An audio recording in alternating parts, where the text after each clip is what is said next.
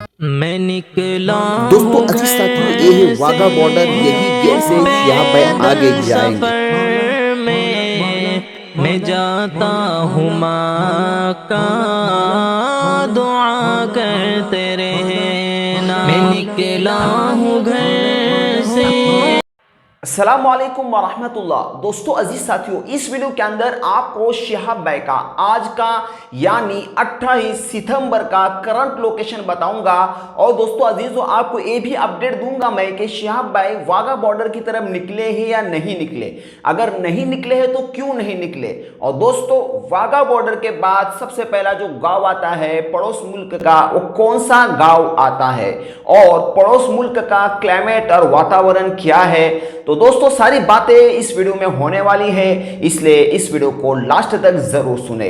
दोस्तों अजीजों, आज तारीख है 28 सितंबर 2022। शिहाब भाई के सफर का 119वां दिन है, यानी कल उनके सफर के 4 महीने कंप्लीट हो जाएंगे। और दोस्तों दूरी अगर मैं आपको बताऊं तो केरला से लेकर अभी शिहाब भाई जहां पर है वहां तक तकरीबन 3200 किलोमीटर से ज्यादा का सफर शिहाब भाई ने तय कर लिया है।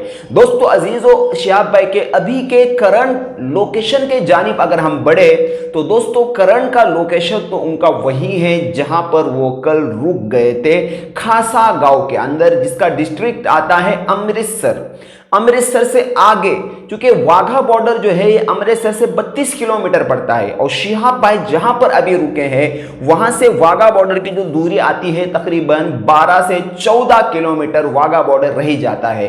दोस्तों अजीजों, अब बात यह आती है कि शिहाब भाई आखिर क्यों नहीं निकले। 2 दिन हुआ शिहाब भाई को वहां पर पहुंचकर, आज वो क्यों नहीं निकले। तो दोस्तों इसके ताल्लुक से तो अपडेट कंफर्म किसी को नहीं पता होता, लेकिन हर कोई अपने अंदाजे के मुताबिक बताता है। मुझे ऐसा लगता है कि शिहाब भाई का कोई पर्सनली या जाती कोई काम हो सकता है या कागजात की थोड़ी बहुत कार्रवाई कुछ रह सकती है जिसकी बुनियाद पर वो अपना सफर आगे नहीं कर रहे हैं। लेकिन क्योंकि वीजा जो होता है, पासपोर्ट जो होता है, उस पर जो डेट आपको दी जाती है उसी डेट पर आपको अंदर इंटर किया जाता है। तो हो सकता है 1-2 दिन और रह गए हो और कुछ भी रीजन हो सकता है, ये अपने अंदाजे के मुताबिक मैंने आपको बताया है। दोस्तों आप बात ये करते हैं कि शिहाब भाई वाघा बॉर्डर जब आएंगे, अटारी बॉर्डर जो हमारे मुल्क का जो बॉर्डर आता है उसको अटारी बॉर्डर कहते हैं, और उनके उस मुल्क का पड़ोस मुल्क का जो बॉर्डर है उसको वाघा कहते हैं। क्योंकि वाघा जो गांव है वो हमारे तरफ नहीं है, वो उस तरफ है। तो बाबे आज़ादी जो गेट है उसके बाद वाघा गांव शुरू होता है, इसी वजह से वाघा बॉर्डर कहा जाता है। तो दोस्तों वाघा गांव शुरू होता है, वाघा गांव के अंदर, वाघा गांव के बाद एक लंबा सा जीटी रोड आता है। दोस्तों रोडों की बात की जाए तो रोड उसी तरीके से है जहां पर पंजाब के अंदर, हमारा जो इंडिया वाला पंजाब है, तो इसमें जैसे रोड रास्ते आते हैं इसी तरीके से वहां पर भी है। और अगर वातावरण और क्लाइमेट और मौसम की बात की जाए तो दोस्तों वहां पर मौसम ऐसा ही है, कोई ज्यादा हार्ड मौसम नहीं है। गर्मी का जोर अब चूंकि खत्म हो चुका है और बारिश वगैरह भी ज्यादा नहीं है, नॉर्मल है, ज्यादा गर्मी नहीं, ज्यादा सर्दी नहीं, मुतदिल मौसम है। तो शिहाब भाई के सफर के लिए कोई दिक्कत नहीं होंगी इंशाल्लाह। तो वाघा गांव आता है, वाघा गांव के बाद आता है आपका डियाल।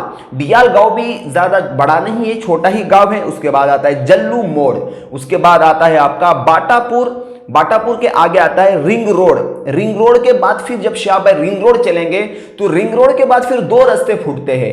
एक रास्ता अंदर की तरफ जाता है लाहौर सिटी में, जहां पर दाता दरबार की दरगाह है, जो मैं आपको कई बार बता चुका हूं। और दूसरी तरफ जो रोड जाता है वो आगे जाता है। और दोस्तों अब बातें आती हैं कि पड़ोस मुल्क में शिहाब भाई का सफर कितने दिन का रह सकता है। दोस्तों मेरे अंदाजे के मुताबिक 1.5 महीने से 2 महीने के बीच शिहाब भाई का सफर पड़ोस मुल्क में रह सकता है, बाकी इसमें आगे पीछे हो सकता है।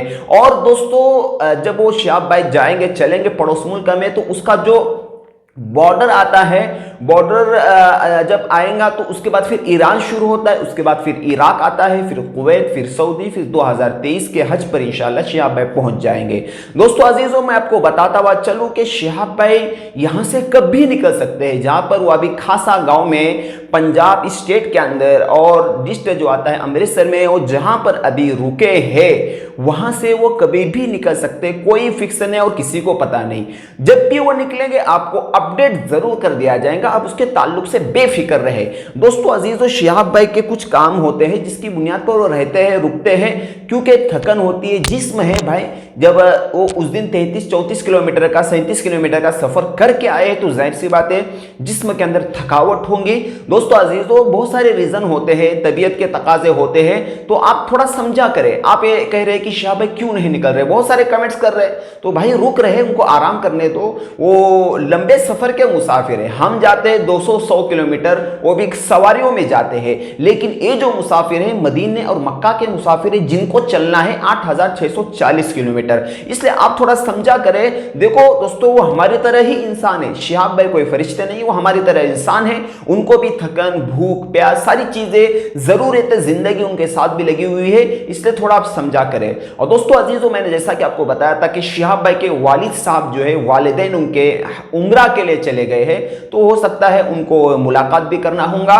उनके वालिदैन के लिए भी खुसूसी दुआ करें। शिहाब भाई के भाई भी चुके कई दिनों से अभी उनके साथ ही है, उनके भाई के लिए भी दुआ करें, उनकी फैमिली के लिए दुआ करें, उनके घर वालों के लिए, बच्चों के लिए, सभी के लिए दुआ करें। अल्लाह पाक उनकी हिफाजत करे और उनके घर के अंदर हर एक फर्द को अल्लाह ताला हिम्मत दे, जज्बा दे, सब्र दे। और दोस्तों शिहाब भाई के लिए भी दुआ करें, अल्लाह ताला उनके सफर को आसान करे। जब भी वो वहां से निकलेंगे आपको अपडेट कर दिया जाएगा। दोस्तों अजीजों, शिहाब भाई के लिए आप खासतौर पर दुआ करना है और आपके लिए भी शिहाब भाई दुआ करते हैं। आज सुबह के अंदर भी शिहाब भाई माशाल्लाह निकले थे, लोगों से मुलाकातें की, खुलकर बातें की, फोटो वगैरह लिए, तो सभी के लिए शिहाब भाई दुआ करते हैं। दूर दराज से लोग आ रहे हैं मिलने के लिए, जियारत के लिए। तो दोस्तों अजीजों, आप भी शिहाब भाई के लिए दुआ करें। शिहाब भाई आप सभी के लिए दुआ करते हैं।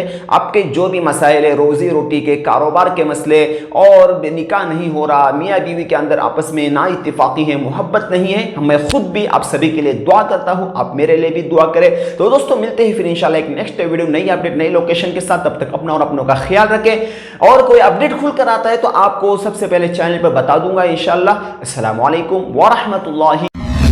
क्यों होता है जोड़ों में दर्द, क्यों रहती है जोड़ों में जकड़न, क्यों हो जाती है जोड़ों में सूजन, क्यों बन जाती है जोड़ों में गांठ, क्यों थम सी जाती है जिंदगी।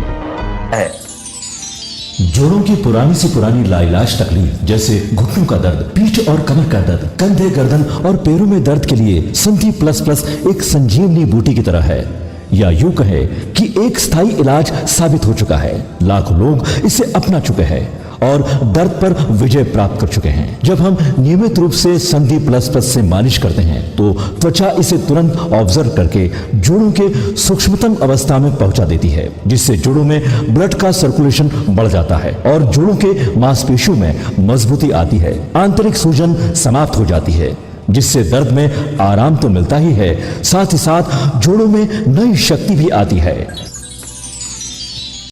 हमारे ये प्रोडक्ट ना कि किसी बाजार में मिलता है और ना ही मेडिकल शॉप पे, इसलिए इसे पाने के लिए अभी स्क्रीन के नंबरों पे कॉल करें और ऑर्डर करें।